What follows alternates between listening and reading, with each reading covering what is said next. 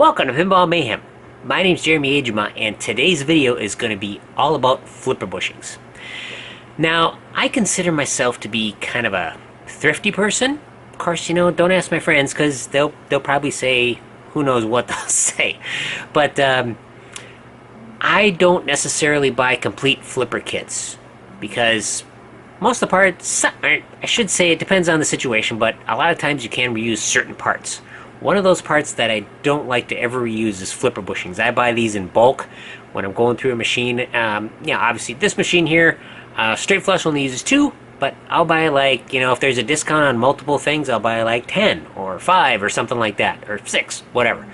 Just so I have extra ones, and I didn't have to place an order for this because I had extra ones of these. But when I was going through this machine, taking apart the old ones, I thought it was really important to show you why you should replace these every chance you get. And this one in particular is a modification from the original 1970 Williams. They used a little different style, which we're going to look at.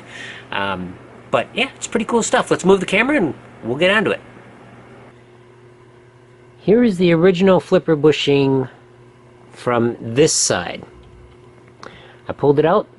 This is still serviceable. It's not probably overly worn out. Who knows how many plays are on it. The machine's got 70,000 plays on it, but definitely dirty. But this is the only part that sticks up through the playfield.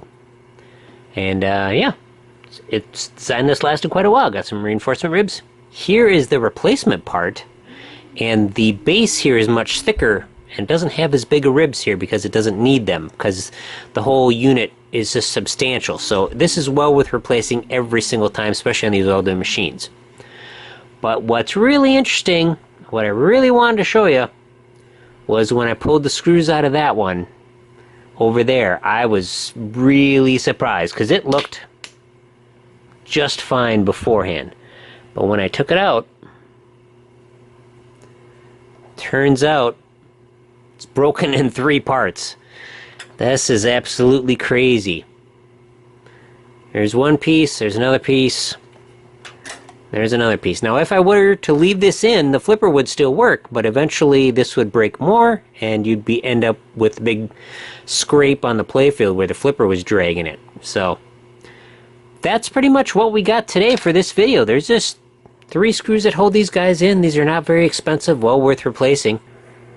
Well, that was a pretty short segment about flipper bushings, but what else can you say other than to replace your flipper bushings? And these are pretty darn easy to replace. Even if you're not going to do a full flipper rebuild, if you've got an old machine like this that's got the original style flipper bushings in it, and you saw what they look like, so they're pretty easy to spot, definitely worth replacing, just taking a few minutes out and doing that. On my very first pinball machine, which was a 1980 Williams Firepower, which we played a lot as a family, of course, typical situation, you get one pinball machine, and I always kind of dreamed of having, 8, but I never thought I ever would. I figured it'd be 1 or 2 at the most. How that goes.